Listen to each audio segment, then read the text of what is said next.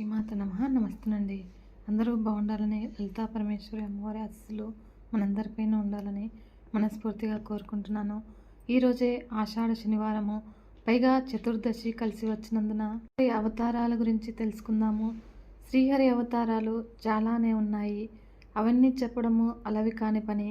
కాబట్టి వాటిలో మరీ ప్రధానమైనవి మరియు చెప్పదగినవి వాటిని గురించి తెలుసుకుందాము. వాటిలో మొదటిది మత్స్యావతారము. అది ప్రళయకాలము. శ్రీ మహావిష్ణువు పాలకడలిలో శేషశయ్యపై యోగనిద్రలో ఉన్నాడు.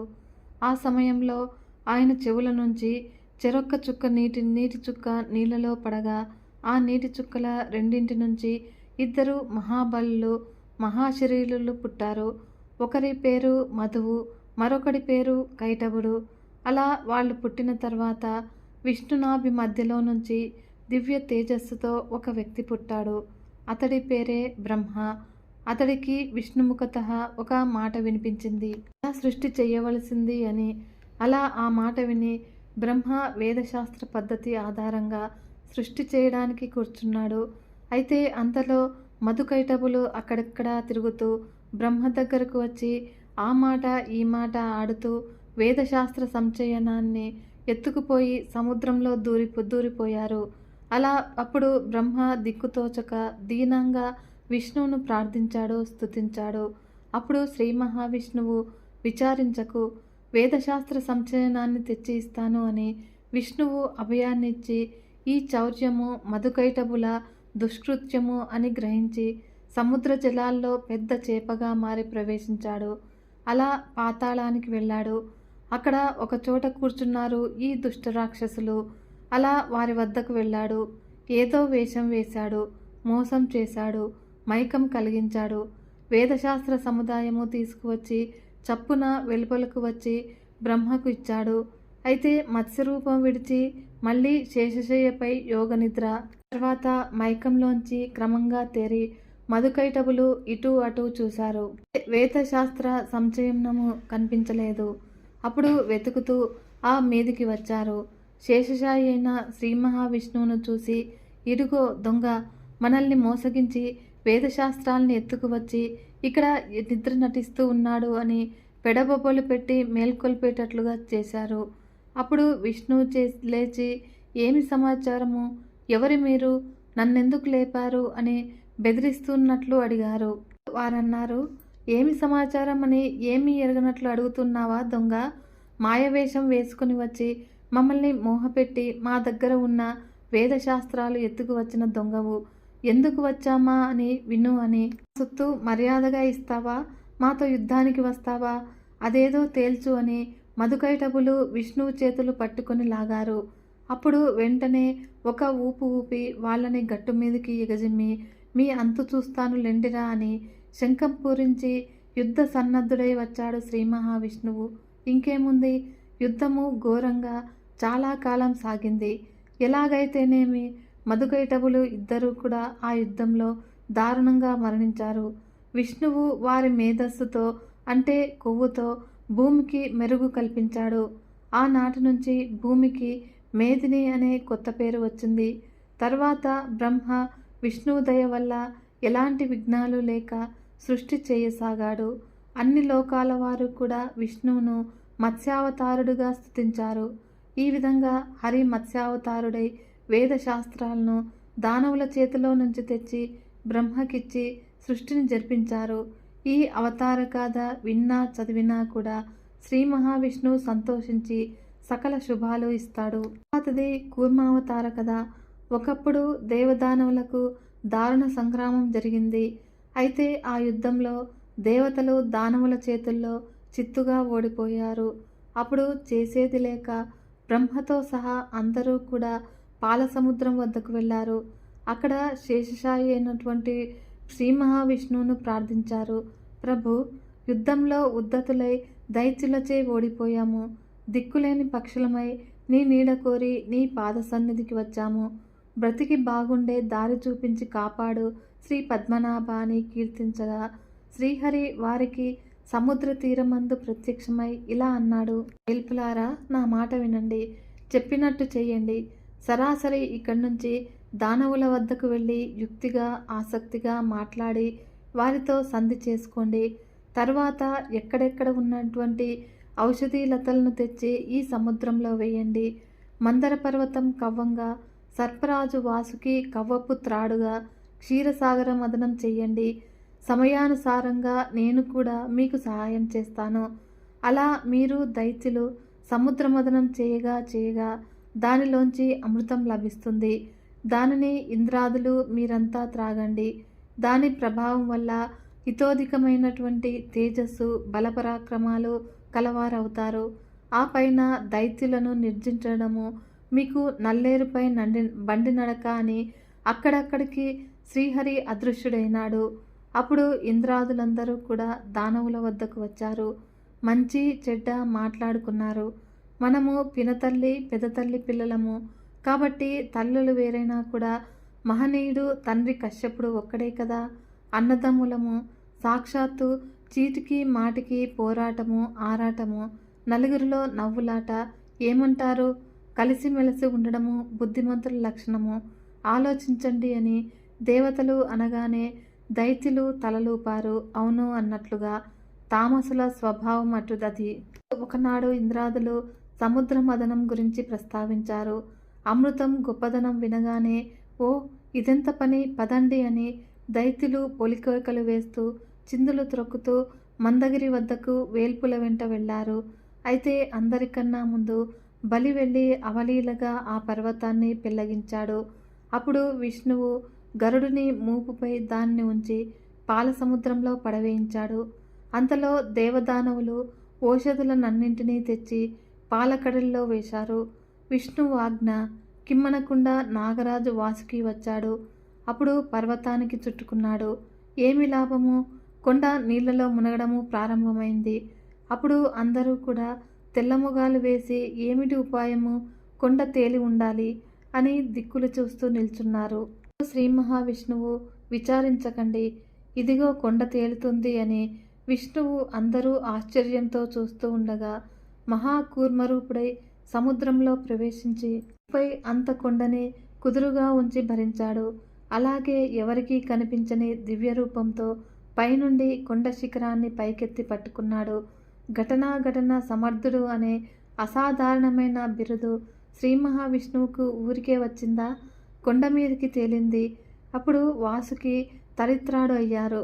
కానీ ఎవరు ముగాల వైపు ఎవరు తోక వైపు పట్టుకోవాలి అని అనగానే మేము తోక పట్టుకోము, మాకది అవమానమని వారించారు దైత్యులు.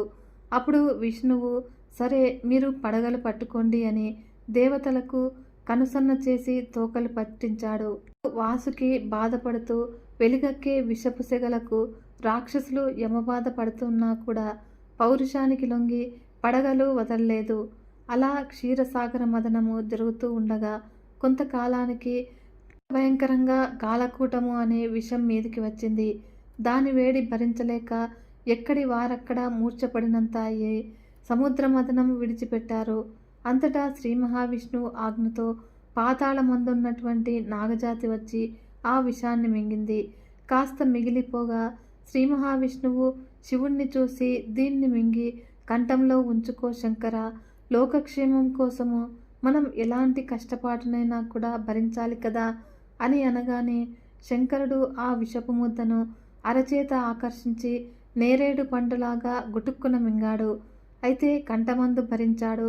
దాని వేడికి శివుని కంఠము కమిలి నీలివన్నెలో నిగనిగలాడసాగింది. అప్పుడు శ్రీహరి శంకరునకు నీలకంఠుడు అనే బిరుదనామం ఇచ్చాడు. అంతా కూడా జయధ్వనులు చేశారు. మళ్ళీ సముద్ర మదనము ఆరంభించారు.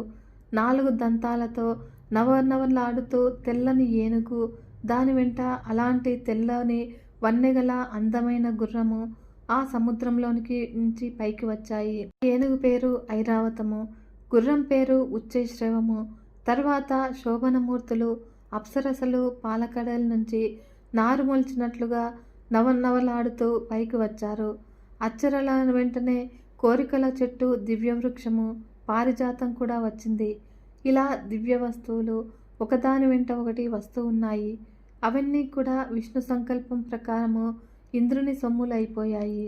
చెట్టు చేమ మనకెందుకు, రావలసినది కావలసేది అమృతం అని ఆయా వస్తువులను దానవులు తృణీకరించారు. మళ్ళీ మదనం ఆరంభమైంది. ఈ మారు చల్లని వెలుగుల చందమామ వచ్చాడు. ఆ చలి వెలుగును శంకరుడు ఆప్యాయంగా గ్రహించి నారీమణి నాగరంగా ధరించినట్లు శిరోభూషణంగా ధరించి చంద్రశేఖరుడు అనే కొత్త పేరు గల వాడయ్యాడు. ఆ తర్వాత దివ్యరత్నాలు తెప్పున తేలాయి. అలాగే సుందరాకారులు గంధర్వులు వచ్చారు. ఇవన్నీ కూడా ఇంద్రుని సొత్తు అయిపోయాయి. పోనీ అన్నారు దైత్యులు. తదుపరి పద్మహస్త శ్రీదేవి పాలకడలి అలలపై ఊయలలూగుతూ ఉన్నట్లుగా దివ్య సౌభాగ్యరేఖతో వచ్చింది.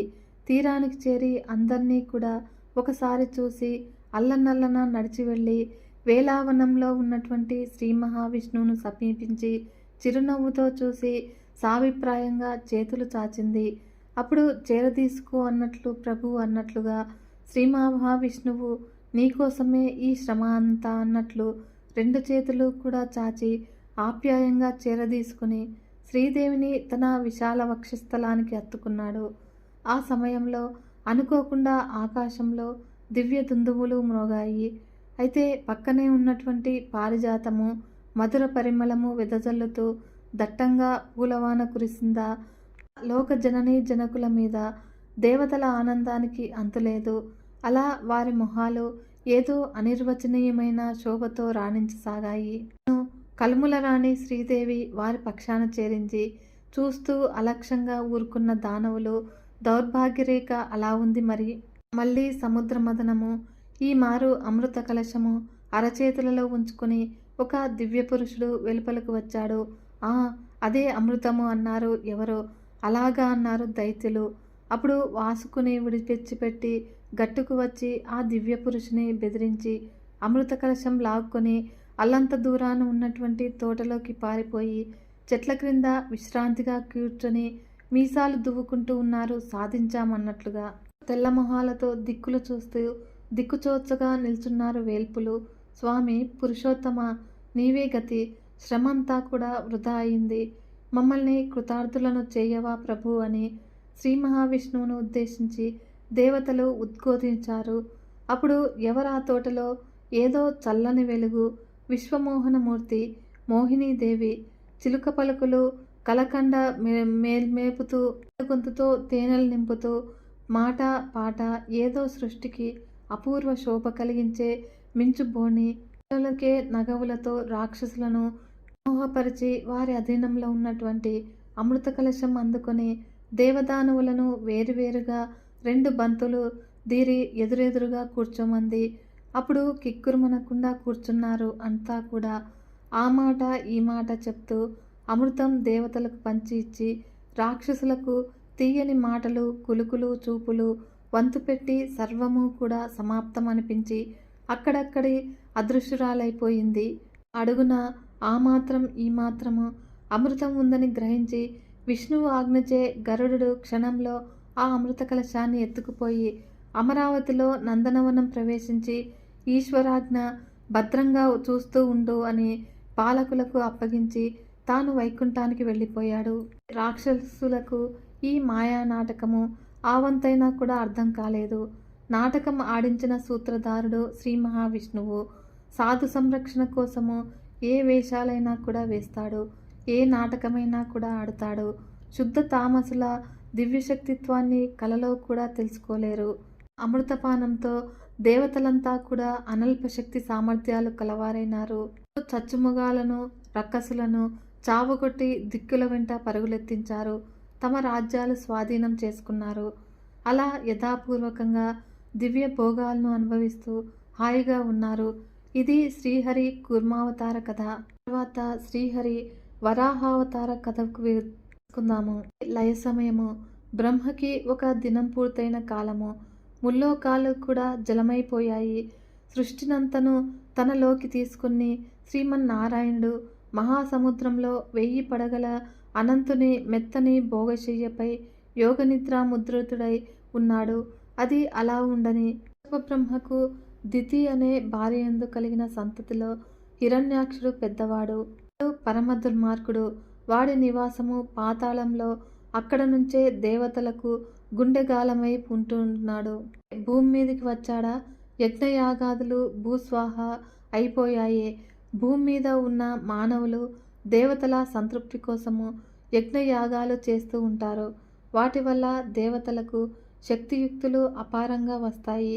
అవి రాకుండా చెయ్యాలి అంటే ఈ భూమిని చాపచుట్టగా చుట్టి పాతాళానికి ఎత్తుకుపోవడమే. ఇక మానవులు యజ్ఞాలు ఎలా చేస్తారు అని అనుకున్నాడు.